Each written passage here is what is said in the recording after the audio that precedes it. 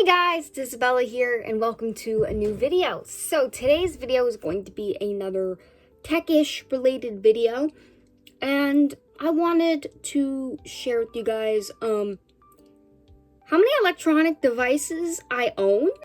I'm a fan of technology, but I'm also not a fan. I'm like 50-50. But even I am guilty of owning way too many electronic devices, and so I thought I would make a video on it to discuss how I feel about the topic and just to share with you guys mine. So without further ado, let's get to this. Excuse the terrible angle. We are now filming on the iPad because first we're going to be talking about electronic devices that I own. And we can't do that without talking about my cell phone. Now, a cell phone is pretty much everybody's primary device. I personally don't use my phone that much. I mostly pick it up when I'm going out or going somewhere by myself. So if there's something wrong, or just to keep in contact with my mom to make sure everything's okay, because there's a lot of wackos out there.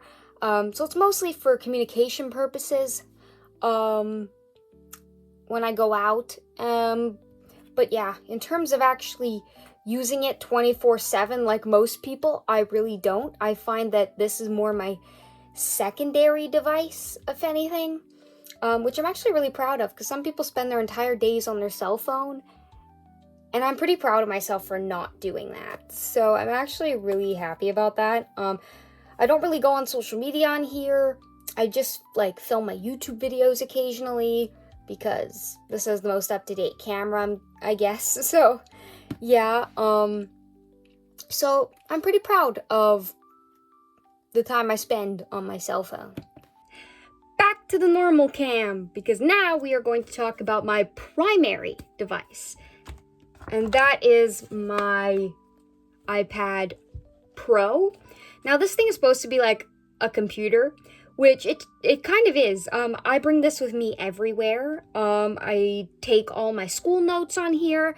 I do a ton of my artwork on here.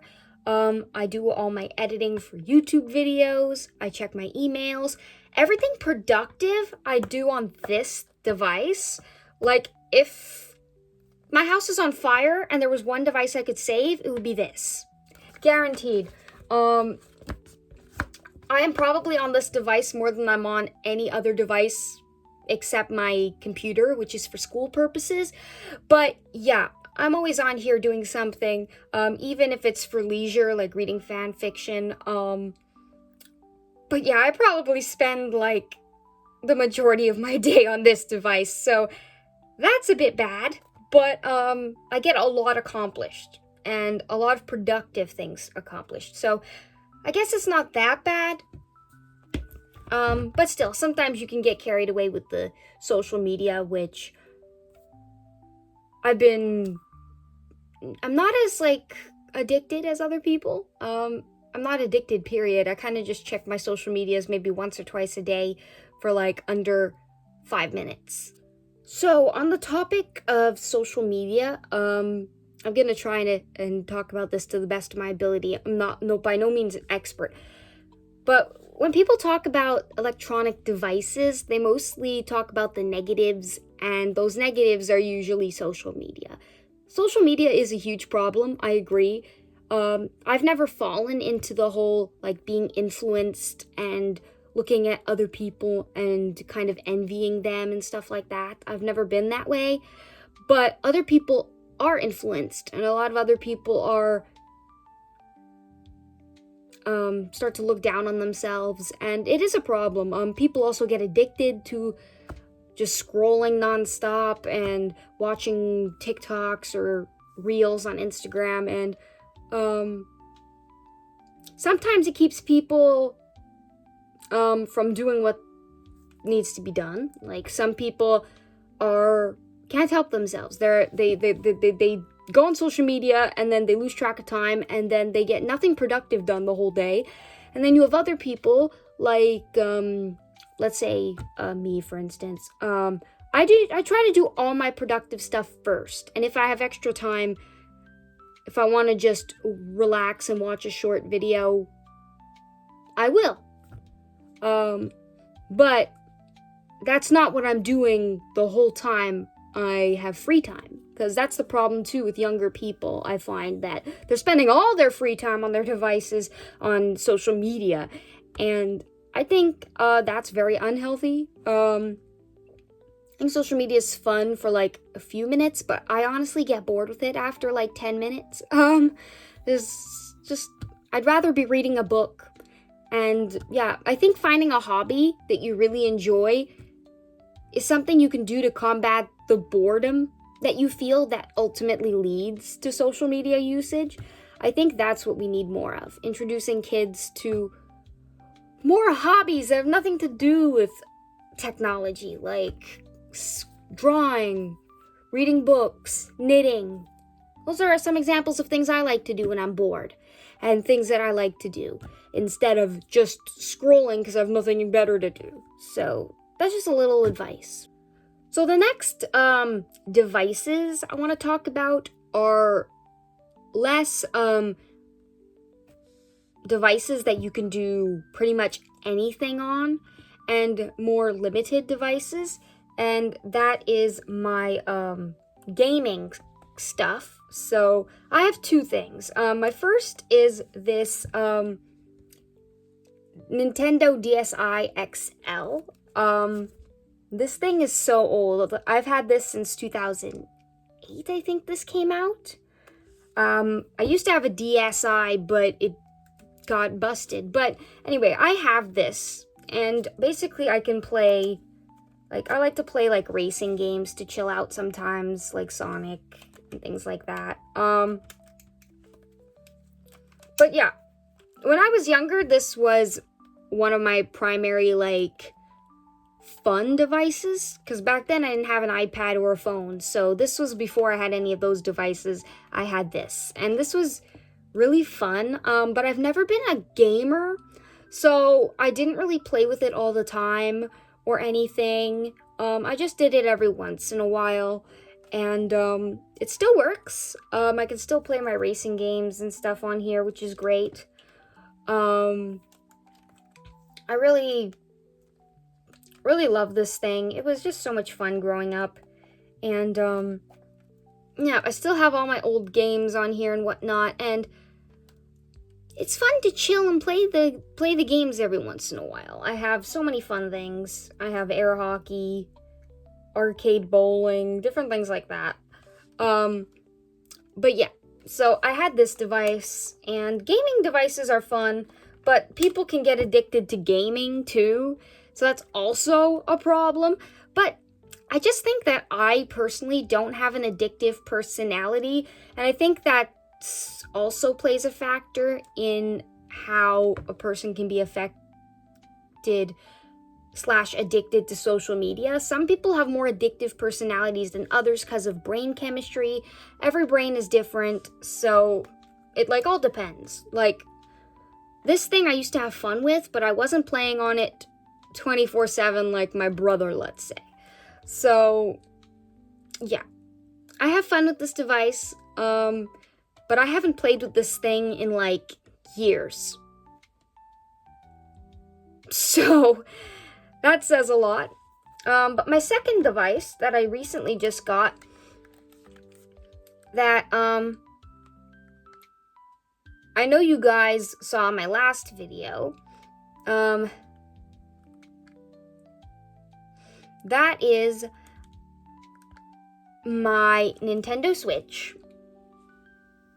So yeah, I recently got the Switch from my brother because he got the Switch too, and he has a lot of Switches. But yeah, so I got this device, and it's newer, but still not addicted. I'm having fun playing like maybe half an hour a day on here. But that's it. It's good in moderation, to play on these devices, but in all honesty, I try not to spend all my time with these things. But yeah, they're fun to just chill, and I can understand why people can get addicted to that. People like to do things that are chill. People don't like to be stressed all day long. I mean, some people love a challenge of a game. Me, I don't game because I like a challenge. Me, I game because I want to play something nice and relaxing. So, that's my personal preference. But yeah, basically this thing, my brother bought it. I didn't pay anything for it. But yeah, am I going to use this all the time? Probably not. I just wanted a Nintendo Switch just to say I have one, basically. I think that's the reason most people get any device. Basically because you see all your friends have it, then you experience FOMO, and then you're like, well, now I want to have one just to say I have one and to show it off to all my friends. And I fall into that trap. I have so many devices, and some of them I barely use. So I've fallen into the trap of just having something that I use really rarely, but I just have it just to say, hey, look, I have it. It's so cool. So yeah, that's another problem. So my next device is something not all people have, but I also got because of FOMO. And that is my, my smartwatch. It's not an Apple or anything. It's one of those cheap ones on Amazon, but it looks like a really good smartwatch, and it counts my steps, which I actually do like to do because I want to see if I'm getting my 8,000 steps in a day. But yeah, I mostly got this because it's cool. It looks cool. If people see this on your wrist, you look like a cool tech-savvy person. So I just got it because it kind of makes me look cool, and I wanted to count my steps, which you can do with your phone. So another device I got because I saw other people having it, and so I thought it was cool looking, and I wanted to have my own and show it off. And I've had some people to ask me about this, and I felt great. I felt like, wow, I'm cool. It's just a watch, man. But we all get trapped in this thing of, look at this cool new gadget. I must have it. It makes me look so cool if I have it and the other people don't. And to be honest, who doesn't like to feel like they're cool? My next device is one of my newer devices, again, and you guys have seen me unbox this, and that is my Kobo. Yes, I bought an electronic reading device. Not because I needed one, because I wanted one. Because I saw all of the booktubers having them, and I was experiencing FOMO. And I really wanted one. And I felt like people with these are cool. So I got one. And now when I read on it, I'm like, I'm really cool. I'm reading on this thing that's specifically for reading. Not everybody has this, so I'm really cool. I do use it, though. It's not like it's a useless device that I don't use at all. When I can't bring a big book to an event or something that I'm going to, I bring this. It's very convenient. I brought it on the plane. I brought it traveling because I couldn't bring 10 books with me. And my OCD really wanted to bring like a couple of books with me, but baggage and weight costs money. So this is so much easier because I can bring as many books as I want on vacation and not have to be OCD'd about it. But yeah, some devices I feel like are more life-saving than others, but most of them, the reason I get them is because I think, wow, everybody has this, I must have it. And I'm very lucky that I'm able to afford all this tech because most people are not. And I am very honored to be able to afford all these gadgets and things. But I'd say my most used gadgets are probably my iPad, my phone, and my Kobo. Those are my top 3. I don't really use my gaming stuff. I mean, maybe, well, a watch you don't really use. It just stays on your wrist. So I don't really count that. But yeah, those are the devices that I really use that are portable. These last 2 devices I'm putting them in their own category because I don't really count them as devices that you can do very much on. So they're in their own category. And that is my earbuds and my headphones. These are just great to listen to stuff while I'm being productive, and I get my stuff done with these. So I don't really count them as those negative technological things. It's more of a positive. But yeah, I love these listening devices. This is good for certain things. This is good for other things. Like when I'm washing my face in the morning, I can't wear these. I can wear these though, and it's so much more easy. So there are certain things that I like to do that I can't do with the heavy ones on. So I use the smaller ones on. So they have their uses. And so I don't find it's a waste. Okay, so when I said my last two devices, these are actually my last two devices. And that is, this is my laptop. It's an Acer Chromebook 15. And I got this device with some birthday money I got a while back, and I've had this for a long while. I bought it for school because the school computers were always so slow. They used to give us our own laptops, our individual laptops, but they sucked and were super slow, so I decided to buy this device to bring to school and use. And it was very helpful for that. It was really great. It's still functional. It's still amazing. But I don't use it as much anymore because it was for school purposes, and now I don't really use it for school. I use my iPad for college instead. So I used this for high school mostly. So now I don't really use this anymore.